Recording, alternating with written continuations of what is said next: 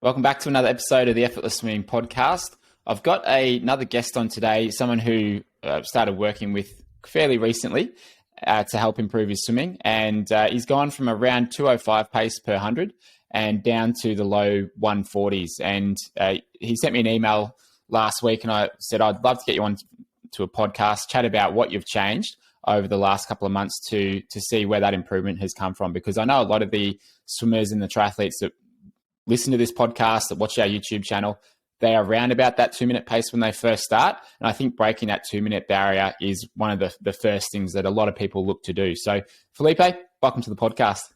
Oh, thank you, Brenton. It's a very nice pleasure to be here. And I was so happy to have our improvements. I had to email you and congratulate you. And that's why I'm here. I'm here to tell good things because the program is incredible and I want more people to hear about it. I appreciate that very much. And I mean, all the coaching in the world doesn't do anything unless the swimmer themselves actually does the work. So I'll put that right back on you because you've obviously done some things very well to make such a good improvement in a short amount of time. So when you first started, I guess when you first came across effortless swimming and the stuff that we do, what was your swimming like before you started with us? So I always been an athlete actually. I love to run. My father is a ultra marathoner. He runs 100 Ks, 160 Ks. He loves it. And he still does? Yeah, he's 63. Jeez. It was his birthday yesterday actually. Wow, that's amazing. Yeah, and he loves to do this stuff, and I start to run because of him. So all my life I've been running. I've been playing American football, soccer, wrestling. I love to do sports, but I never been a swimmer. So during the pandemics, like most people, happened to most people, I got very fat. I gained a lot of weight. I gained almost 35 kilos. I was with 103 kilos. So I wanted to lose that weight. And I had a knee problem. I couldn't run too much. I love to run, but I couldn't run too much. And because of my weight, I couldn't run even like 5 minutes because my knee would start to hurt. So I had to start doing other things to start to get back on running. So I started biking. And it was very nice, and I really appreciated the time that I biked, and I lost some weight. But I felt that I needed more. And right next to my house, there was a gym that had swimming. So my wife, she used to be a very good swimmer, and she stopped because of all our business and the pandemic. And she said, "Oh, why don't we go back to swimming? So you can start swimming. I love to swim. You can swim with me. You get motivated. We lose weight together." I said, oh, "Okay, good." And I tell you, I didn't like swimming. I hated swimming because swimming lacks something that other sports don't. It's not natural for most people. It's different than running, because when you run, you say, I want to get faster. Just move your leg faster. You want to bike faster. You just put more power in your legs. But if you say, I want to swim faster, sometimes you swing your arms very fast and you go nowhere. You actually swing slower. So I was getting very frustrated. But I still went with her, and I started to do triathlons because I was losing weight. I could go back to running, but swimming was also something that I have to swim. I have to swim because triathlons have swimming, but I wasn't seeing much improvement. So we hired a coach here to do private lessons because me and my wife, we live in a small city here in Brazil, very small city, and we didn't have coaches right on the side of the pool. And we hired a coach. It was very expensive.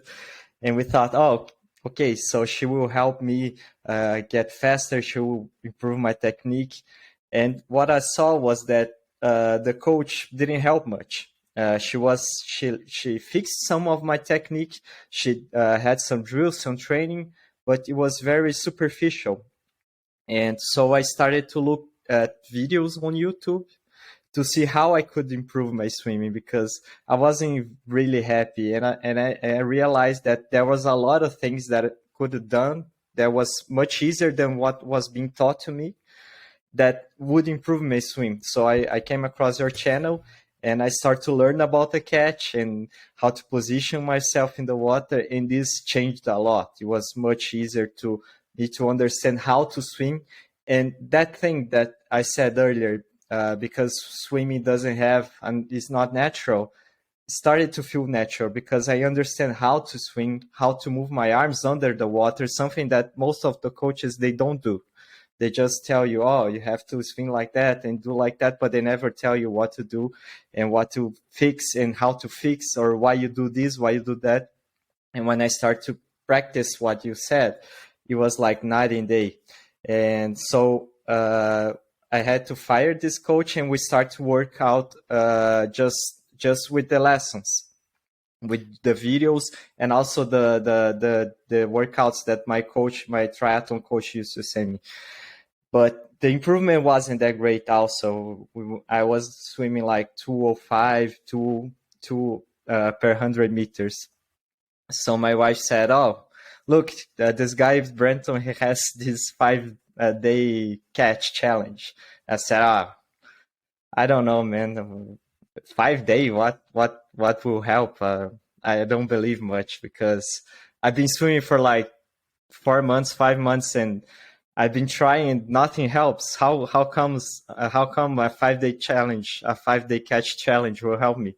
But I mean, it's not something that I would waste a lot of time or money. It was just 5 days, and it was, I don't even remember, the price was so cheap. So I said, okay, let's try. And it was really, really cool, because the first lesson you taught something really, really, really nice. That is the entry, because that's something that I had lots of problems before, because I never knew how to do the proper entry, and they were like always telling me, oh, you have to do it like this, have to do like this. I said, okay, but what is this? How do I do this? So you thought, no, you have to do it with the tip of your fingers and push forward, and you hear a noise. When you hear the noise, that's when you see that you're doing the right, and you see the bubbles come out. So it was very easy to understand what should I do and how should I not do, and what was I had to do right, and it was incredible. This first day that we practiced, I could see that my time was a little faster. Of course, it's not easy to see like 1-2 seconds, but I could see that I was swimming faster. So I got really excited, because it was so easy to put the lesson on the swimming in practice. So okay, let's finish this. And right after the 5 days, I could see that my times have dropped for like 5-10 seconds per 100 meters. So it was really nice. And then I went to the membership, where you do the video analysis. And then and I thought to myself, wow, I don't know if this will change much. I cannot believe that one video analysis will change a lot. And I was swimming 100, 155, 150 during this time. And then you do the analysis, and right after the analysis, something you told me, and I was swimming 145 right in the next session. So it was really incredible. Can you remember what that was? Yes, because my head was like this. I was swimming like this. Too deep, too far under. Too deep. Yeah, and my shoulders was rotating a lot. So this was creating a drag, and just it was incredible to see. I'm telling you, because right after I put my head up, I could see that I was swimming so much faster. I mean, I could feel I was swimming so much faster, and also my shoulders. So it was really an easy adjustment. That if you didn't tell me, I would do this for months and months and months and months without somebody to tell me, oh, this is wrong. And how much time would I waste? How much would I waste trying to train properly and do the workouts and don't see the easy results, because this is easy results. It's results that you can change from, like this, you know. Of course, you have to someone to tell you to do the analysis, but how much time would I waste if I didn't have this proper analysis? So I was really happy to have you seen my video and taught me how to do well and to put in practice isn't it working. That's it's great to hear. And I mean, what you're talking about there is, so there's sort of two levels of membership. We've got the stroke analysis membership where people send videos every week or two, and I work with them one-on-one. And then we've got our general video membership, which is what you're a part of. And each month I do a members call where people will send in their videos, and I'll analyze them, and I'll give them one or two things just to focus on, like what you had there with head position. And I had a swimmer on the weekend who he had trouble with his hips and legs sinking, and so the cue that he thought was, well, it's all about head position. So he was swimming with his head about 30 centimeters underneath the water. So he was really, really deep. He was basically swimming underwater. And then we got him to change it, said, look, you don't need to go that far down with your head to bring your legs up. It's one factor, but there's a lot of other things that contribute to good body position. And so then we just got him to change it. So the top of his head was still out of the water. He was looking slightly forwards, not straight down, slightly forwards. And his body position was exactly the same. He was still horizontal there, but it's a much easier position to be in rather than trying to swim underneath the water. So sometimes there's cues that people will pick up from coaches or videos, and they can take it a little bit too far. So without that guidance, they're like, they might be doing the thing that they're told to do, but they might be doing it too much, or might not be, completely there. So I think that's why it's good to be able to get that sort of feedback from someone who knows whether or not you're doing the right thing, because there's just so much to think about in swimming that it's very easy to either not know what you're doing wrong or not know what the right thing to do is, just like your entry. Because there's a bit going on when you come over the top of the water, and but as you mentioned, if you enter fingertips first, your elbows up, and then you just reach out in front and straighten the arm, you'll often hear the elbow slap down a little bit.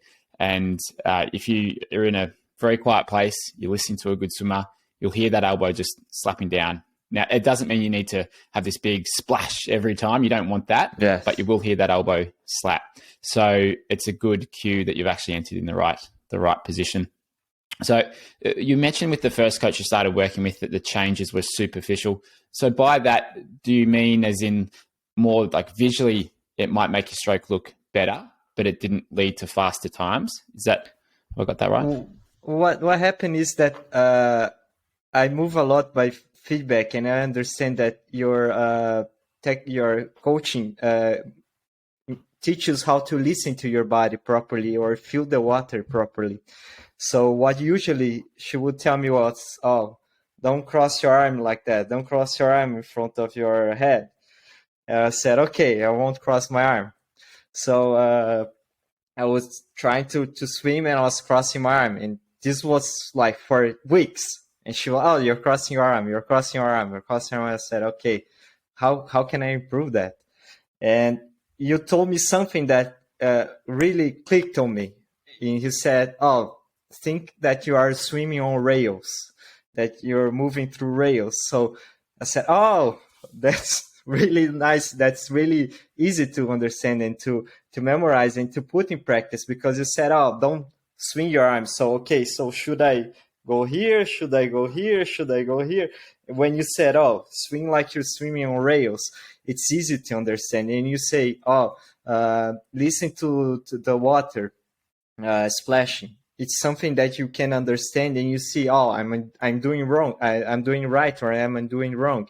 And also with the other drills, because sometimes the coaches tell you, your head is too deep, or it's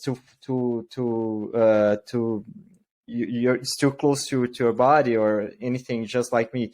And sometimes you don't know, okay, so what should I do? Just move your head upwards. But how upwards? How much? So because you can see in your videos that you show the proper position and what to look for when you do these kinds of things. it's much easier to understand and to put in practice. When you say, so let's prepare for the catch, this phase of the catch. Okay, so you do the drill where you feel the water hitting your hands and how you should feel about the water hitting your arms. So this prepares you. You feel the feedback from your body and can put that in practice. It's different than said, just do like this with your arms.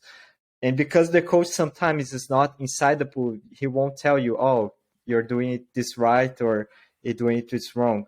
And this is what happened with my wife, because she's been a swimmer for like 5 years and she never heard of the catch properly. She never done the catch properly because all the coaches were told, you have to put your elbow upwards. You have to swing your elbow upwards. Okay, so what else? Okay, just put your elbow upwards and that will help. But it's not that. It's not just that. It's a lot of things that come before and come after. And so this helped a lot to understand why, to understand how, and to and the better thing is to see how your body or the water responds to what you're doing. So this changes everything. It's much easier to put in practice than just, don't cross your arms, Yeah, that's and I've experienced that too. And I had, again, some swimmers on the weekend at some clinics we were running. And one of the swimmers was saying, a coach would say, you're dropping your elbow. It's like, I don't even know what that means. Like, I don't know what you're really talking about and what I should be doing instead. So it's all well and good to point out what someone's doing wrong in their stroke, but if you don't give them the way to fix it, and you don't explain it properly on what they actually need to do, and then how they can start to retrain that movement, it's like, well, there's no point really sort of pointing it out. So then that's something that I've tried to do with the coaching and explain it in a way where you can actually understand why you do it, what you should actually do, and then how it should feel, because swimming's very much a feeling sort of sport. There's a lot going on, and if you know how it should feel, and know that when you do make some changes that it won't necessarily feel better straight away, because it might be different than what you've done, and sometimes different feels awkward and uncomfortable, which is often the case.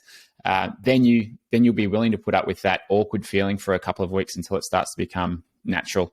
So I think that's a really important part that sometimes gets missed when people are being coached. So now you had a race on the weekend, and you said I think is that your first win in your age group for triathlon? Yes, this was my first place in my age group.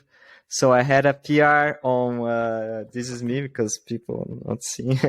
I had a PR on the swing for a sprint triathlon. My best time was 16 minutes.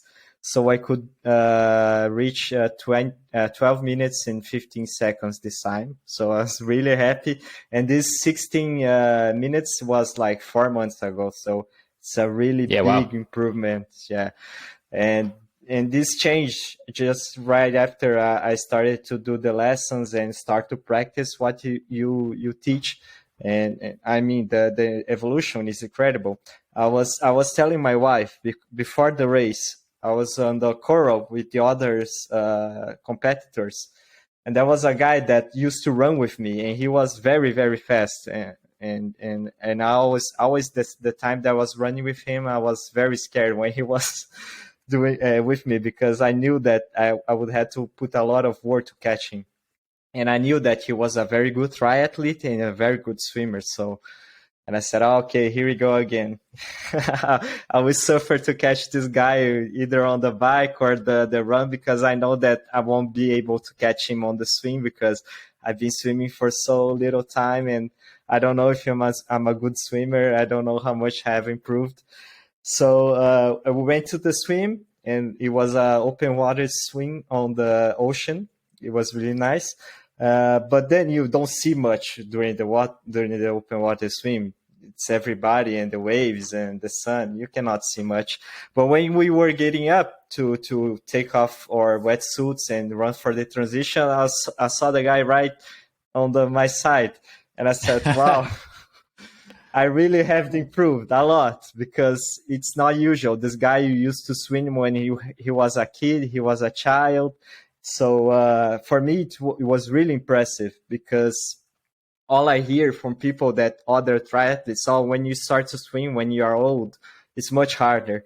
Oh, you won't be able to catch people that have been swimming since they were kids, or these guys, you have to swim for many years to be in the front of the pack.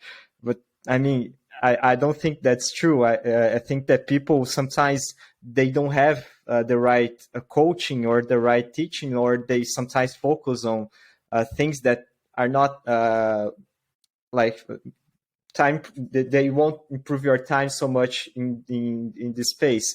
So I was very happy to see my improvement. I was very happy to see this guy. And also something that I always focus on is to spend as little time on my training and do these little hacks. Of course, they are not hacks, but some things to pick up speed very easily. Like if you can use a triathlon bike a time trial bike to bike your triathlon, it's easier than using a road bike. If you have carbon shoes for your running, you should use your carbon shoes. So I can tell you that your coaching was like carbon shoes for the swimming because so much has website. Improved. Carbon shoes for your swimming.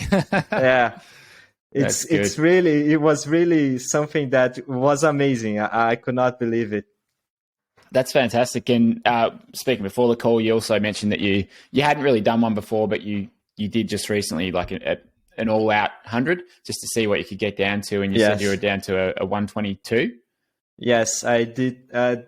Right before the call, I wanted to see how much I have improved, because my fastest time was like 132 something, like 2 months ago.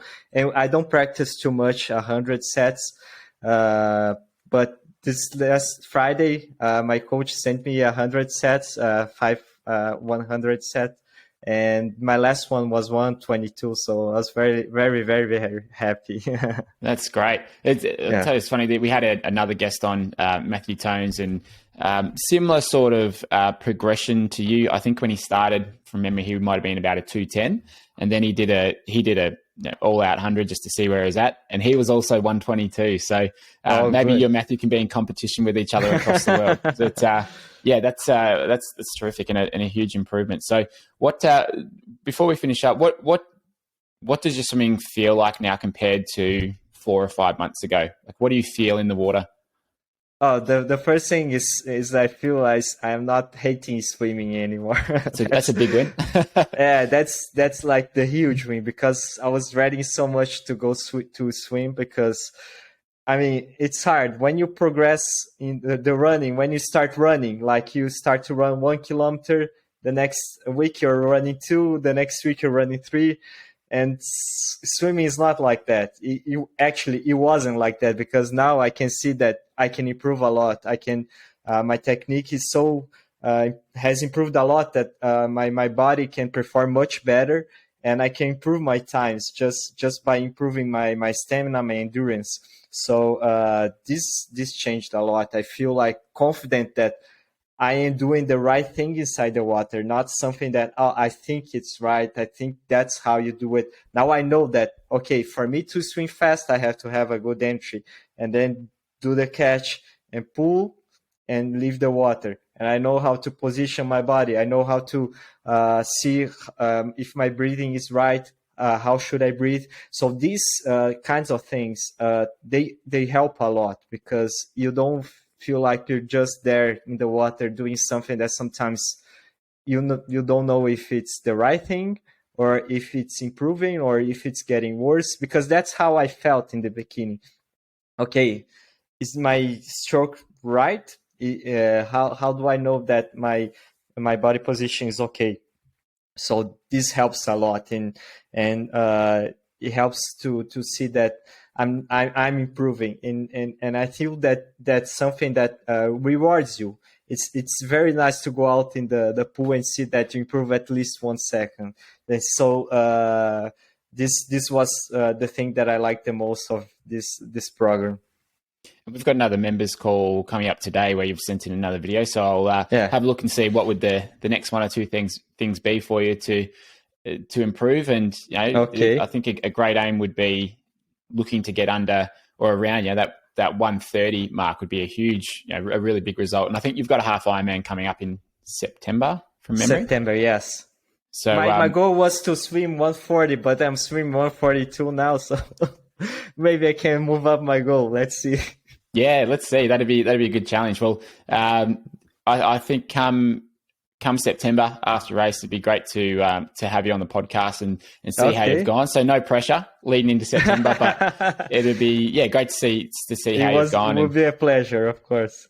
To continue to follow the story. So Felipe, I appreciate you being on the podcast, and thanks very much for putting your trust in myself and the coaching to make you a better swimmer. And it's awesome to see that you've been able to do that, because I just love working with people who are open to changing and they get those results. So thanks very much, and appreciate you being on the podcast.